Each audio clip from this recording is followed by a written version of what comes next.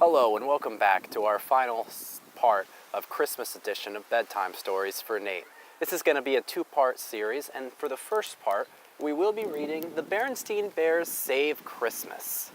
Now, before I get started, if you're just tuning in, I'd like to let you know that I am coming to you from Kwajalein Atoll on the military installation out here, 7,600 miles from the East Coast. We are right smack in the middle of the Pacific Ocean, halfway between Hawaii and Australia. Now, the Berenstain Bears Save Christmas.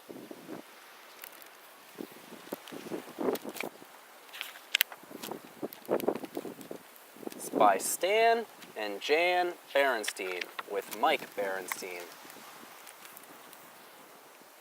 'Twas the month before Christmas, and all round the mall, the pre-Christmas traffic had slowed to a crawl. The stores were a-selling, the horns were a-blowing, the shoppers were busily towing and froing. Even the family that lived down the sunny dirt road, for directions just ask any chipmunk or toad, and were usually full of calm Christmas cheer, they too were going Christmas crazy this year. Mama Bear missed how all used to be, when all Christmas needed was a small Christmas tree. Christmas time was once a time just for caring, a time for all families to be giving and sharing. But now it seemed Christmas no longer meant love. Now it seemed Christmas meant let's push and shove. Let's fight for that very last toy on the shelf. Let's look out for that fellow knocking, known as yourself. But a watcher was watching that bear country scene, keeping close track of Christmas on his scanner machine. And who was that watcher, did I hear you ask? Why, that person in charge of the whole Christmas task. It was Santa himself who was watching this mess, and what did he think? You can probably guess. What was happening to Christmas, grown, swollen, and huge, was turning old Santa right into Scrooge. Santa, like Mama, longed for Christmas of old, when he flew through the night so bracingly cold, in his magical sleigh all laden with toys, for all the good little cubs, girls, and boys. But now things had changed, and not for the better. He used to enjoy reading each little cub's letter. Now Santa got email, which he read with alarm, all asking for toys fully lacking in charm. This cub wants a video game, and I hate to say it, but this game is so complicated, it's easier not to play it. And here is one that's even worse. Cubs simply do not need it. A virtual pet that up and bites if you fail to feed it. And worst of all, this cub wants this innovative cutie, a miniature canine named Little Doggy Duty, with an item purchased extra that's positively super, a high-tech battery-operated electronic pooper scooper. Oh my goodness. Santa Bear was angry, upset, and annoyed. If things don't change, he thundered, Christmas will be null and void. And depressed and discouraged, he jumped into his bed, turned out all the lights, and pulled the covers over his head.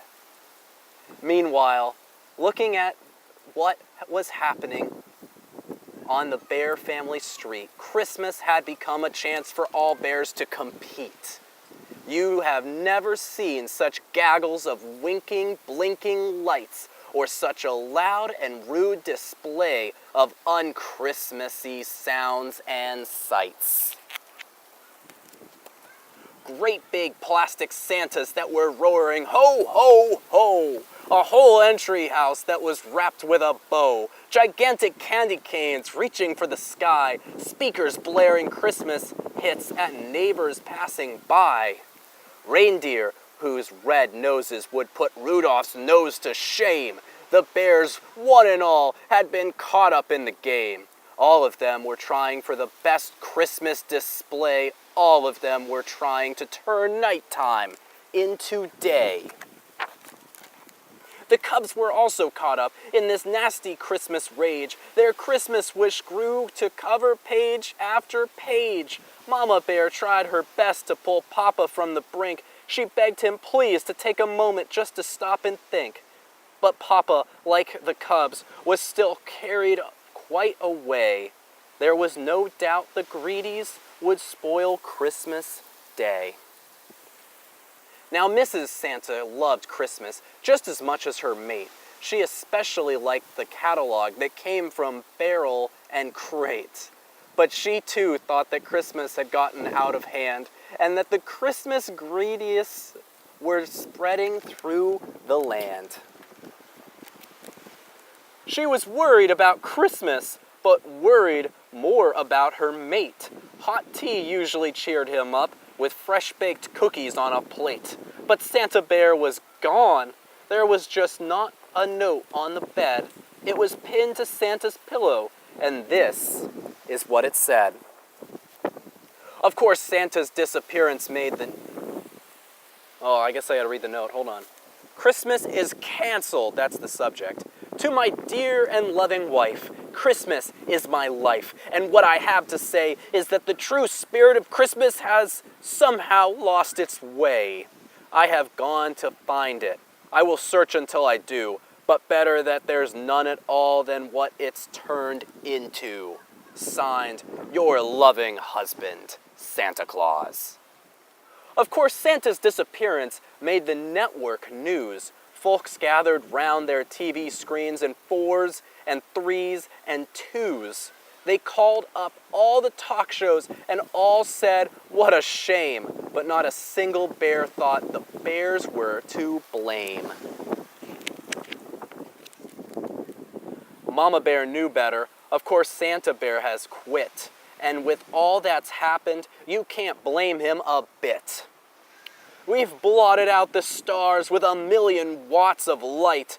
We have lost the Christmas spirit and forgotten all that's right. That the bears knew in their heart of hearts that Mama Bear was right and that they had all contributed to Christmas' sad plight. The Bear Cubs got the message and Papa Bear did too, but what was done, they thought, and what were they to do? Well, said Mama Bear, we could set a good example. I think a few lights around the door will be more than ample. So Papa and the Cubs saw the error of their ways, and working very quickly, they took down the huge displays. But Santa was still missing when all was said and done, and the chance of saving Christmas seemed clearly slim to none. But Santa had a plan, and he was really still about it. And with the fate of Christmas still very much in doubt, he went among the bears very carefully disguised, and traveling without his sleigh, he went unrecognized. Which one of these is Bear? That one's probably Santa, huh? He's got his old, like World War II military fatigues on. So in his tweedy cap and suit, he traveled far and wide, and looking for the Christmas spirit, he searched the countryside. He had to keep on searching. He could not give up hope. This place looked familiar. He had seen it on his scope. Santa looked up at the stars sparkling in the sky. No longer did the lights below outshine the lights on high. Well, that's a start, thought Santa, with a hopeful smile. Maybe my long, lonely search will finally prove worthwhile. But Santa needed more than just soft lights around the door. He needed the true spirit of Christmas back in place once more. Santa still worried about Christmas and its fate, and then he checked his watch, which showed the time, the day, the date. And with alarm he cried out loud, "Good grief, it's Christmas Eve! Was there still time enough for a Christmas reprieve?" Santa knew full and well that it was about to snow. He could always feel it coming in his big left toe. But suddenly it was snowing with all of nature's might. It whipped and whirled and swirled, it whited out the night. It crystallized the air, it filled the very skies. It was as if the air were filled with icy fireflies. Yeah, there's no snow here, I'm sorry. There will never be any snow here. Then at that very moment, through the whirling, swirling snow, far off in the distance he saw a gentle glow.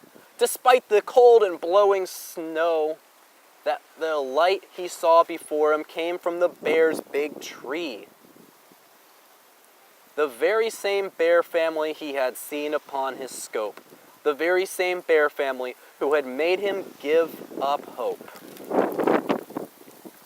Just then the door opened, and there was Papa Bear coming out into the cold from his warm and cozy lair.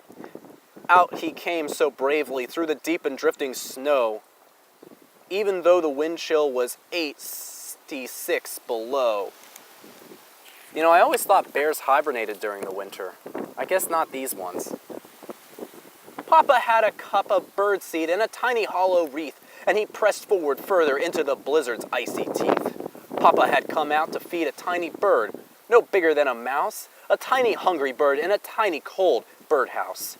Papa hung the wreath and placed the cup under the eaves, safe beneath the shelter of snow-laden leaves.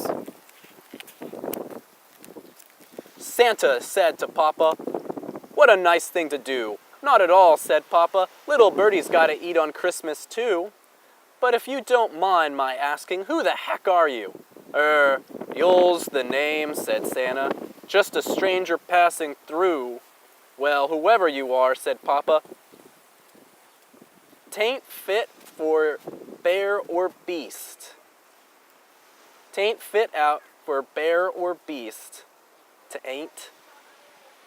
So come in and get warm. I can't offer you a feast, but Mama's Christmas cocoa is the best warmer upper, and we would be so tickled if you would stay for supper." Oh. So Santa Bear and Papa Bear came in from the cold, and then Santa saw Christmas as it was in days of old. There was a fresh-cut tree, paper stars on the window's panes, and all around the room were homemade paper chains. Santa's search had ended, and his spirit was more than buoyed. Santa Bear was more than pleased. He was overjoyed. The bears had refound Christmas in the goodness of their hearts, celebrating with their love and homemade crafts and arts. They had found the Christmas spirit, which, though old, is always new, and the Cubs had just finished their latest letter to you-know-who. Would their guests like to read it? Why, don't mind if I do. Santa quickly put on his specs and read the Cub's brief note. As he read it, he got quite a lump inside his throat. The letter did not ask for every greedy Christmas whim. It left the matter of gifts for them completely up to him. It requested gifts for others, a toy mouse for Ms. McGrizz, Ms. McGrizz's cat, a plant for Ms. McGrizz herself, and for Male Bear Bill, a hat. Something nice for Grizzly Gus, who had had a fall. As gifts for themselves again, that was Santa's call. A great big smile spread slowly across old Santa's face. Yes, the true Christmas spirit was alive in this warm place. After supper, Papa looked out and said, "The snow has slowed," so they left the bear's house and went down a snowy road. It was a lovely cold night, with the snow still gently falling, as the bear family and their guests went a Christmas calling. They exchanged small gifts among themselves and warm homemade dishes and happy and heartwarming Merry Christmas wishes.